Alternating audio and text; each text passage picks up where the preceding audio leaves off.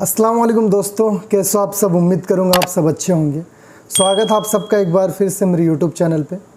Covid के cases लगातार बढ़ रहे हैं और ये एक रिकॉर्ड है कि डेली 1 मिलियन का नए केसेस आ रहे हैं इस वेरिएंट के टाइम। क्योंकि इससे पहले भी कोविड का केसेस आ रहे थे स्टार्टिंग में या फिर डेल्टा वेरिएंट, लेकिन डेली 1 मिलियन केसेस आज तक रिकॉर्ड नहीं किए गए वर्ल्ड वाइड में। और ये डेटा रिकॉर्ड किया गया 23 दिसंबर से 29 दिसंबर तक। आप इमेजिन कर सकते हो कि 23 दिसंबर से 29 दिसंबर तक वर्ल्ड वाइड में 7.3 मिलियन, मोर देन इससे भी ज़्यादा नए केसेस मिले ये नया वेरिएंट का।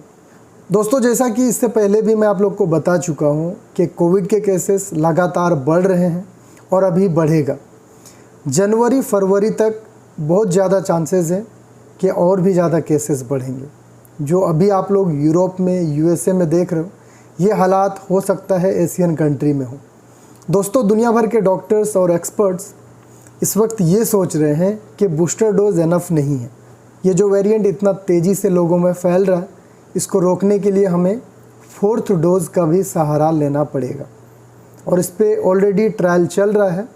इसराइल पहला देश है जिसने फर्स्ट ट्रायल किया 4th डोज़ का, और इसका रिपोर्ट जो है हमें 1 से 2 सप्ताह में मिल जाएगा।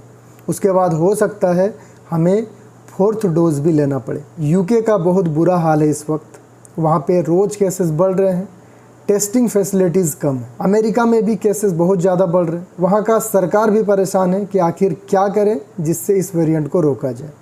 फ़्लाइट कैंसिलेशन का सिलसिला उधर जारी है। इससे पहले मैंने आपको बताया कि इस वीक अभी तक 11,000 से ज़्यादा फ़्लाइट्स कैंसिल हो चुका है। अभी भी बहुत सारे डोमेस्टिक फ़्लाइट्स, इंटरनेशनल फ़्लाइट्स वहाँ पे कैंसिल किए जा रहे हैं। कोविड के इस नए वेरिएंट को रोकने का फ़िलहाल यही सुझाव मिल रहा है एक्सपर्ट से, डॉक्टर से, कि जितना हो सके गैदरिंग कम किया जाए, मास्क, सोशल डिस्टेंसिंग ये सब को फॉलो किया जाए और ज़्यादा से ज़्यादा लोगों को वैक्सीनेटेड करें, बूस्टर डोज लगाया जाए। अगर हम सऊदी अरबिया की बात करें तो सऊदी अरबिया में भी कोविड के केसेस लगातार बढ़ रहे हैं। आज 752 केसेस आए। सबसे ज़्यादा रियाद, मदीना, जद्दा, मक्का और हुफूफ से आए। और आज से सऊदी अरबिया में कड़ाई भी स्टार्ट हो गया है। मास्क, सोशल डिस्टेंसिंग मैंडेटरी हो गया है।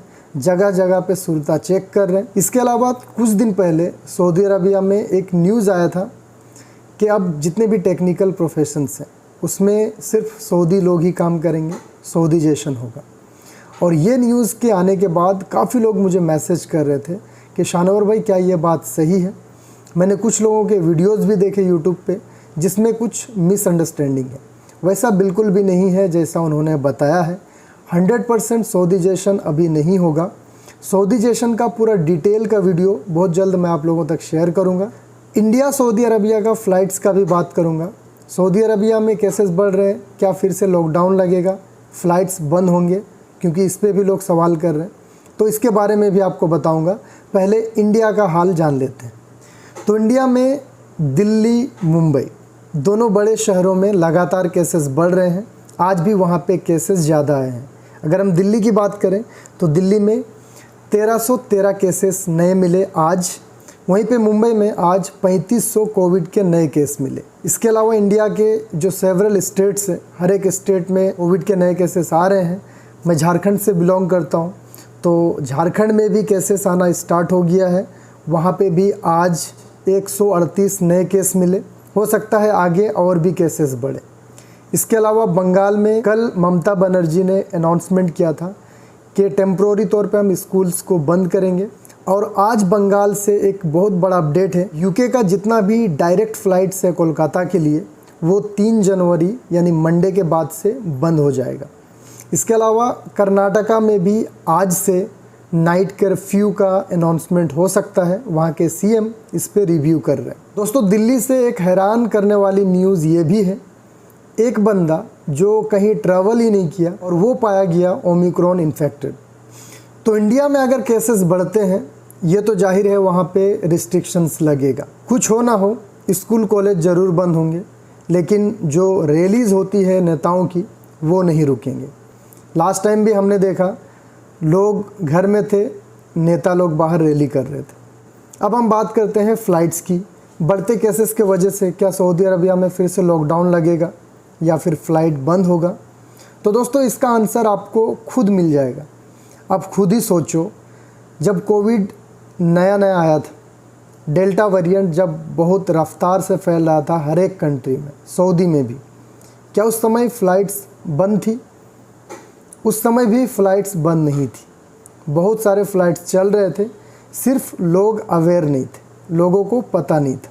हाँ, ये बात ज़रूर है, डायरेक्ट फ़्लाइट्स नहीं चल रहे थे, दूसरे कंट्री होके आपको आना पड़ रहा था, कोविड का रिस्ट्रिक्शंस को फॉलो करके आना पड़ रहा था। बहुत ज़्यादा चांसेस है कि जो लोग बूस्टर डोज लिए हैं, वैक्सीन का कंप्लीट डोज, उनको आने में कोई प्रॉब्लम नहीं होगा, उनके लिए फ़्लाइट्स बंद नहीं होगा। हाँ, लेकिन जो लोग आउटसाइड किंगडम वैक्सीनेटेड होंगे, उनके लिए भी आने में कोई प्रॉब्लम नहीं होगा, बट उनको एक्सपेंसेस ज़्यादा होगा क्योंकि उनको क्वारंटाइन रहना पड़ेगा। इंडियंस के लिए अच्छी बात यह है कि सऊदी अरबिया ने इंडिया का एयर बबल का जो एग्रीमेंट है वो एक्सेप्ट कर लिया। और एयर बबल का जो एग्रीमेंट है वो इसलिए ही बनाया गया है कि इनकेस अगर कोविड के केसेस बढ़ते हैं, किसी वजह से फ़्लाइट रिस्ट्रिक्शन होता है, तो कुछ फ़्लाइट्स हम कंटिन्यू कर सके उस कंट्री के लिए।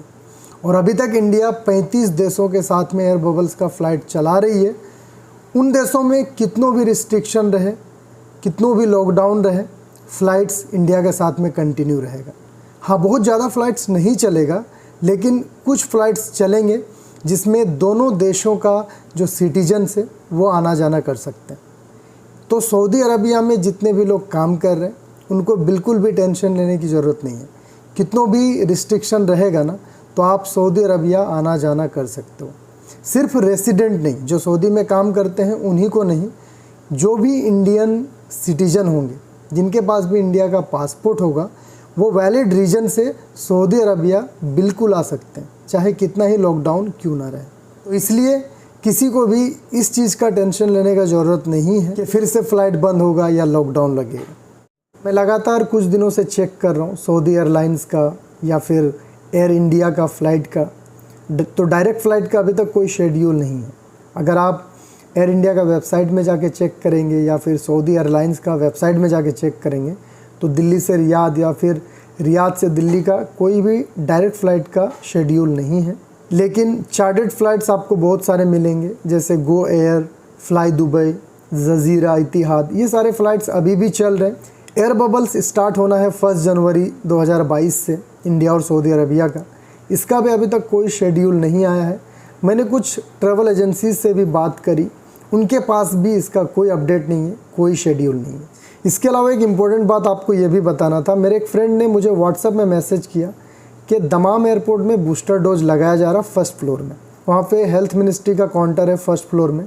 जो लोग अभी छुट्टी जा रहे हैं सऊदी से अपना होम कंट्री में, चाहे इंडिया, पाकिस्तान, कोई भी कंट्री जा रहे हैं और बूस्टर डोज नहीं लगा पाए, आप एलिजिबल है, आपको अपॉइंटमेंट नहीं मिला, आप बूस्टर डोज नहीं लगा पाए, एयरपोर्ट थोड़ा पहले जाओ, अपना बोर्डिंग पास दिखा के हेल्थ मिनिस्ट्री का काउंटर से बूस्टर डोज लगा सकते हैं। अब देख सकते हो ये मैसेज मेरे एक फ्रेंड ने मुझे भेजा। हो सकता है सऊदी अरबिया के जितने भी इंटरनेशनल एयरपोर्ट्स हैं, रियाद, मक्का, मदीना, हर एक जगह ये फैसिलिटी अवेलेबल है। तो आप लोग जाके एक बार ज़रूर चेक कर लीजिएगा। मुझे भी कमेंट करके बताइएगा कि सही में वहाँ पे बूस्टर डोज लगाया जा रहा है या नहीं, क्योंकि मैं श्योर नहीं हूँ। मुझे मेरे एक फ्रेंड ने मैसेज किया है और मेरा कोई दोस्त अभी जा भी नहीं रहा जिससे मैं पता कर सकूँ कि ये बात सच है या नहीं। तो ये थे आज के अपडेट्स। मिलते हैं फिर नेक्स्ट वीडियो में। ख्याल रखिए अपना। Thank you so much for watching.